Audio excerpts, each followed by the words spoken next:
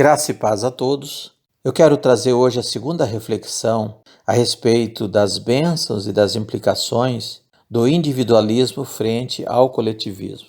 Na primeira reflexão, nós falamos ali, baseado em Romanos 12, que nós não devemos tomar a forma deste mundo, mas enfrentá-la ou confrontá-la com uma forma de pensar da palavra e do reino de Deus. E às vezes essa forma do mundo, ela não é só estereótipa, é a maneira de pensar. E esse processo é tão sutil ao longo da história que às vezes nós já estamos assimilando maneira de pensar e nem percebemos. Então nós trouxemos ali 3 critérios para nos nortear em meio a tantas diversidade que temos em nossos dias e que são: nem tudo que dá certo é o certo, sobre a inversão de valores e prioridades. Nós pontuamos ali um olhar bíblico a respeito desses 3 critérios para nortear os nossos dias e nossas decisões, nosso comportamento. Hoje eu quero trazer para os irmãos mais 2 critérios a respeito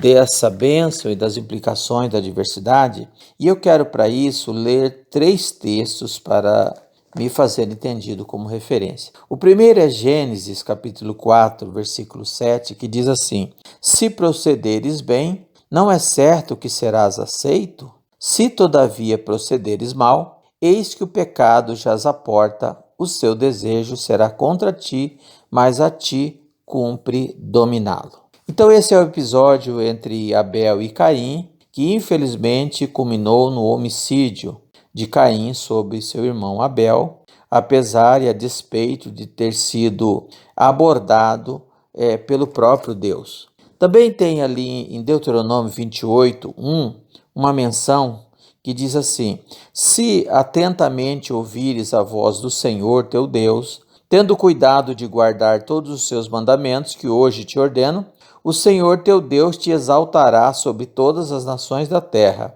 Se ouvires a voz do Senhor teu Deus, virão sobre ti e te alcançarão todas as bênçãos. Então nós temos ali a aliança mosaica, Deus estabelecendo com o seu povo, com a sua nação, essa aliança. E também quero ler no Evangelho de Lucas, no capítulo 9, no versículo 23, o Senhor Jesus falando aos seus discípulos assim: dizia a todos: se alguém quer vir após mim, a si mesmo se negue, dia a dia tome sua cruz e siga-me. Portanto, amados, eu faço referência a esses 3 textos pela ênfase a respeito da vontade preceptiva ou vontade dos preceitos de Deus, que é diferente da vontade decretiva.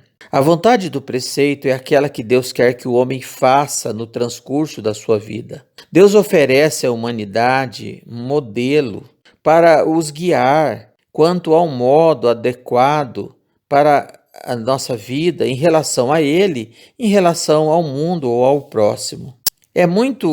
Apesar dessa vigência da lei hoje manifesta ser diferente da história e da história cerimonial de Israel, as Escrituras deixaram bem claro que essa vontade preceptiva de Deus, sobretudo em seu aspecto moral, ela não prescreveu.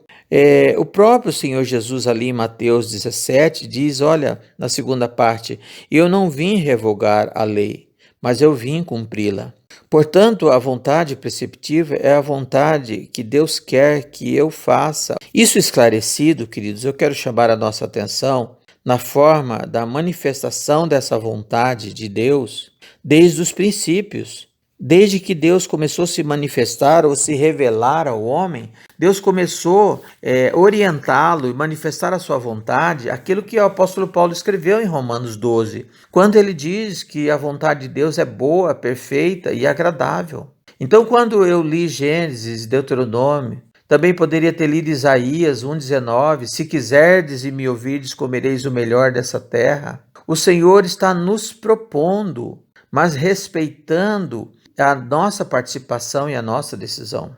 Portanto, qual seria a relação da vontade preceptiva de Deus com o momento histórico, o fenômeno histórico do individualismo e do coletivismo? Primeiro, isso está em Isaías 31, Jeremias 31, quando o Senhor diz que haveria de chamar um povo que não o conhece. Esse povo estava se referindo a nós, aos gentios. E o Senhor diz: olha, ali escreverei na testa e na tábua do seu coração a minha lei, a minha vontade. E que esse povo não mais diria ao outro, ao seu irmão, não mais teria uma relação de coerção, de imposição a respeito da fé e de servir a Deus. Portanto, ninguém mais hoje servirá a Deus ou seguirá uma religião por imposição, por coerção. As pessoas têm sido formadas nesse novo entendimento a respeito dos seus direitos de liberdade, do seu direito de escolha, do seu direito de opção. Isso não somente é uma conquista social, mas isso tem sido amparado pela lei. Portanto, nós temos, por exemplo, país na Europa, que se você abordar uma pessoa a respeito de uma ideologia política ou religiosa, isso é constituído uma contravenção, você responde por isso. Mas nós temos que entender que essa individualidade que o próprio Deus nos dá em fazer e escolher a sua vontade é uma bênção. Porque Deus, na sua riqueza e multiforma da manifestação da sua graça, dá a cada um, conforme nós lemos em Romanos 12:4, Deus deu dons diferentes, ênfase diferente, e, portanto, nós temos que respeitar aquilo que o próprio Deus nos constituiu. Respeitando particularidade como dons, lugar, ênfase e momento e necessidade. É isso que a palavra diz na parábola dos talentos. Quando Deus dá resultados e a natureza de cada um a 30, 60 e a 100 por um. Mas também, queridos, isso é bênção porque, portanto, a prestação de conta ela será baseada nesses critérios individual. Mas isso significa também que eu não poderei evocar o coletivismo para me eximir de responsabilidades pessoais ou individual. Eu estou tentando dizer, queridos, que por conta de ter esse direito de escolha, por conta de ter essa consciência de que eu tenho particularidades que Deus respeitou e me propôs, certamente também eu vou responder somente individualmente por aquilo que eu conheço, pelo que eu experimento e pelo que eu tenho capacidade de ser e fazer, inclusive as minhas escolhas. O segundo critério que eu quero hoje chamar a nossa atenção para esse tempo de diversidade é a sabedoria. A sabedoria poderá nos orientar e nos nortear não somente ante os desafios das múltiplas formas da manifestação cultural, mas também nos servirá como critério em tempos de dificuldade ou em tempos de crise, como nós temos vivido atualmente. Essa mudança que temos passado, ela é desafiadora e toda mudança é precedida por crise. Portanto, amados, nós temos que enfrentar esses tempos de crise, tempo de mudança, com consciência e responsabilidade. E dentre esse aspecto, a palavra de Deus diz que como nós devemos ser igreja nesses últimos dias. A palavra diz que em Apocalipse, que não é que não haverá igreja, mas a Bíblia diz que não encontrará fé. Por quê? Porque é o tempo de apostasia. E por que a nossa fé estará em jogo? Porque a fé é resultado, a fé é certeza das coisas que se esperam e convicção do que não se vê. Portanto, se não houver esperança, não haverá fé. Se não houver certeza do reino e da volta de Jesus, não haverá postura, não haverá quem se preserve. Nós temos visto sinais muito fortes disso em nossos dias. Então a pergunta é: como que a palavra me responde a essa demanda? Como que a palavra me responde a essa necessidade dessa grande Babel que nós estamos vivendo com informações e desinformações?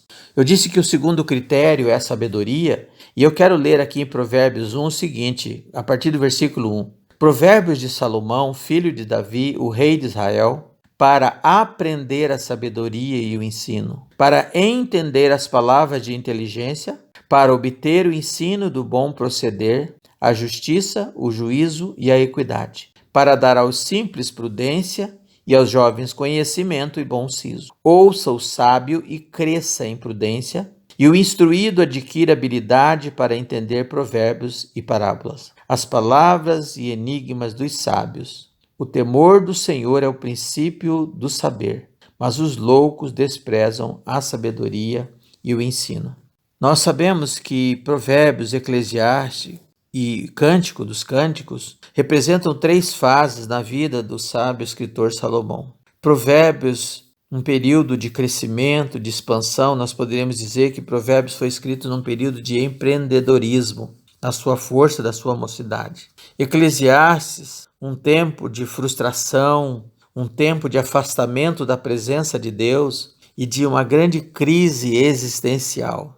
E Cântico dos Cânticos, o relato da sua paixão pela Sulamita. Ele, um homem apaixonado e que vem prefigurar ali a Cristo e a sua igreja.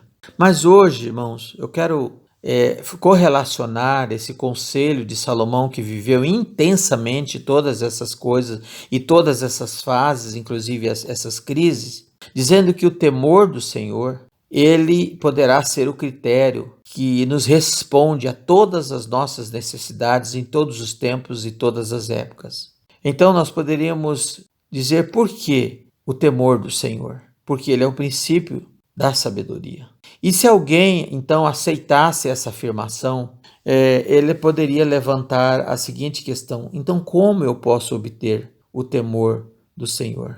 Algumas versões falam de respeito, mas é o sentimento, é o entendimento de que nós vamos prestar conta.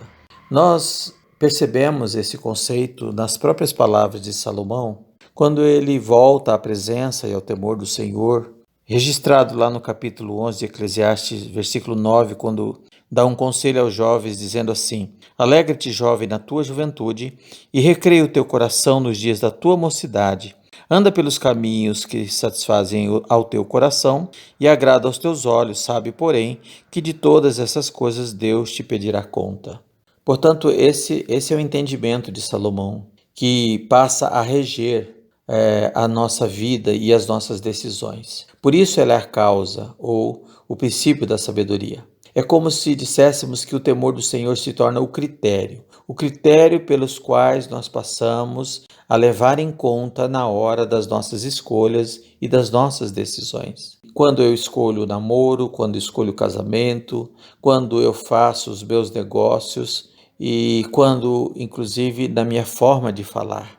Quando eu passo a levar em conta a palavra que é a vontade, a direção e a vontade preceptiva de Deus. Na hora das escolhas, como bem lembra a música do cantor Tales, todo dia o pecado vem e eu escolho Deus. Assim, o temor do Senhor se torna a causa, ou seja, a origem da sabedoria. As pessoas não buscam mais a palavra, elas preferem os influenciadores, os influencers das redes sociais, sem perceber esse risco que há uma contradição entre professar uma fé e buscar opiniões, sugestões ou orientações através das redes sociais, sem perceber, através dessa sutileza do tomar a forma do mundo, nós passamos a cair no risco daquilo que nos aconselha o Salmo 1, quando diz que feliz ou bem-aventurado é o homem que não anda no conselho dos ímpios, não se assenta na roda dos escarnecedores, nem se detém no caminho dos pecadores. Portanto, para nós, os cristãos, para não tomar a forma no sentido de conceito ou pensamento, nós não podemos ser guiados por youtubers ou influencers da rede social. Nós é que devemos ter uma proposta para ser influenciadores, e essa influência, através da palavra, a qual nós cremos, se tornará então a fonte da esperança, das expectativas, gerando fé. O segundo aspecto que eu quero levantar sobre esse princípio da sabedoria: se o temor do Senhor é essa causa, como eu posso obter ou adquirir esse temor? É o que nos orienta a palavra do Senhor, quando o escritor sábio diz o propósito pelo qual ele escreveu o livro de Provérbios. Ele fala assim: Provérbios de Salomão, filho de Davi, o rei de Israel, para aprender a sabedoria e o ensino, para entender as palavras de inteligência e para obter o ensino do bem proceder, a justiça, o juízo e a equidade, e para dar aos simples prudência, aos jovens conhecimento e bom siso. Quando ele inicia essa escritura falando para, ele está falando a respeito do propósito, ou seja, ele nos dá a boa notícia que essa sabedoria advinda do temor do Senhor, ela é adquirível. Nós podemos obtê-la uma vez que dediquemos o nosso coração à descoberta. Isso é de uma forma tão clara, queridos, que ele diz que se buscares a sabedoria como a prata e como há tesouro escondido a procurares, então entenderás o temor do Senhor e acharás o conhecimento de Deus, porque o Senhor dá a sabedoria da sua boca e vem a inteligência e o entendimento. Aqueles que passam a buscar, entendendo que o Senhor pode, do Senhor podemos obtê-la, certamente receberá. E é isso que o próprio Salomão nos fala no capítulo 4, lá no verso 3, quando ele diz: quando eu era filho, em companhia de meu pai, tenro e único diante de minha mãe, então ele me ensinava e me dizia: retém o teu coração as minhas palavras, guarda os meus mandamentos e vive, adquire a sabedoria, adquire entendimento. Então o próprio Salomão testifica que a sabedoria que ele escolheu da parte de Deus naquela oração, na dedicação do templo, essa sabedoria foi orientada, direcionada pelos conselhos do seu pai. Quando a palavra de Deus diz que nós podemos adquiri-la, buscá-la, como quem busca o ouro e quem busca a prata, se torna muito significativa para nós numa geração e numa cultura e numa sociedade que vive em função de buscar o ouro e a prata. Pena que não tem correlacionado essa busca com a busca da palavra, da sabedoria e do entendimento. Essa, por sua vez, tem na palavra a sua principal fonte de orientação para que possa nos dar critério para as nossas escolhas e sabedoria. E concluindo, então, nós podemos aprender, se nós podemos adquirir esse entendimento, ela está à disposição de todos que a buscar.